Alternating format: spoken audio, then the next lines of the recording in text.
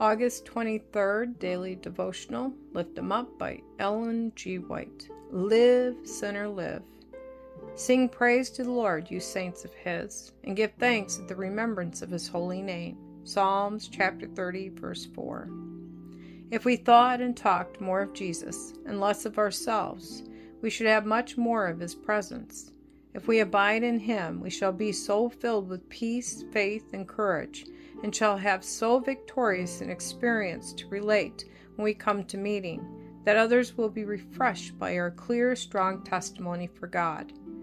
These precious acknowledgments to the praise the glory of His grace, when supported by a Christ-like life, have an irresistible power which works for the salvation of souls. The bright and cheerful side of religion will be represented by all who are daily consecrated to God. We should not dishonor our Lord by a mournful relation of trials that appear grievous. All trials that are received as educators will produce joy. The whole religious life will be uplifting, elevating, ennobling, fragrant with good words and works.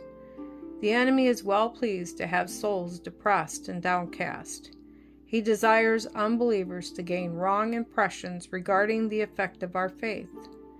But God desires the mind to take a higher level. He desires every soul to triumph in the keeping power of the Redeemer.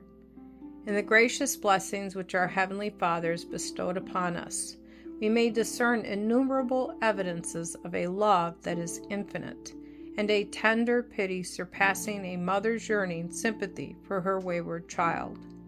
When we study the divine character in the light of the cross, we see mercy, tenderness, and forgiveness, blended with equity and justice. In the language of John, we exclaim, "Behold, what manner of love the Father hath bestowed upon us, that we should be called the sons of God." 1 John chapter 3, verse 1. We see in the midst of the throne one bearing in his hands and feet and side the marks of the suffering endured to reconcile man to God and God to man. Matchless mercy reveals to us a Father infinite, dwelling in light unapproachable, yet receiving us to Himself through the merits of His Son.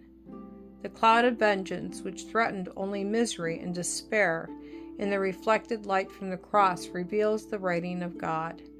Live, sinner, live. Ye penitent and believing souls, live. I have paid a ransom.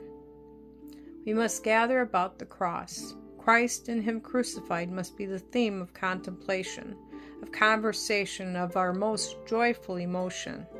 We should have special praise services for the purpose of keeping fresh in our thoughts everything that we receive from God, and of expressing our gratitude for His great love and our willingness to trust everything to the hand that was nailed to the cross for us.